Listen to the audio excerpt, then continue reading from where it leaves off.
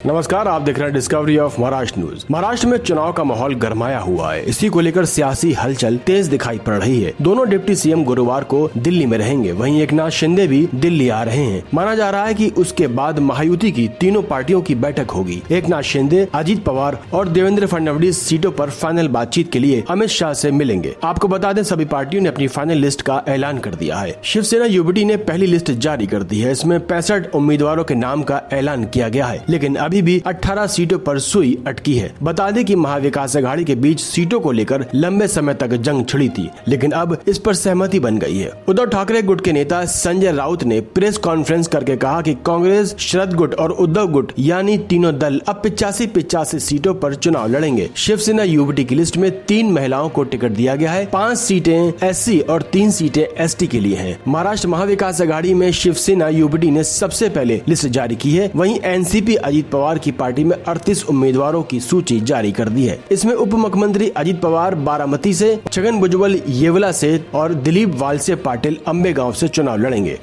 उधर बीजेपी की तरफ से उम्मीदवारों की पहली लिस्ट जारी होने के बाद अब बड़ा झटका लगा है। नवी मुंबई में बीजेपी को झटका देते हुए पार्टी के नेता और पूर्व विधायक संदीप नायक मंगलवार को शरद पवार के गुट एनसीपी में शामिल हो गए। बताया जा रहा है कि बेलापुर सीट से टिकट नहीं मिलने के बाद से संदीप नायक नाराज चल रहे थे। महायुति में अब भी अनबन की खबरें सामने आ रही है। कल्याण पूर्व विधानसभा क्षेत्र और थाने समेत कई सीटों पर टिकट को लेकर विवाद सामने आया है। वहीं इस शहर में योगी आदित्यनाथ के एक लाइन के पोस्टर्स लगाए गए हैं। कहा जा रहा है कि ये पोस्टर्स महायुति के उन नेताओं को संदेश देने के लिए लगाए गए हैं जो टिकट न मिलने के बाद बगावत कर सकते हैं। पोस्टर्स में लिखा है, बटेंगे तो कटेंगे। अब बात करते हैं मुंबई के महिम सीट की, जहां 3 पार्टियों के नेता आमने सामने लड़ रहे हैं। जहां 3 सेना यानी शिवसेना यूबीटी और महाराष्ट्र नवनिर्माण सेना आमने सामने मैदान में उतर रही है। यानी महाराष्ट्र नवनिर्माण सेना मनसे के अध्यक्ष राज ठाकरे के बेटे अमित ठाकरे को चुनावी मैदान में उतारा जा रहा है। अब देखना ये होगा कि सियासी जंग में किसका पलड़ा भारी रहेगा। ये तो आने वाला वक्त ही तय कर पाएगा। हमारे चैनल को लाइक और सब्सक्राइब करना न भूलें। देखते रहिए डिस्कवरी ऑफ महाराष्ट्र न्यूज।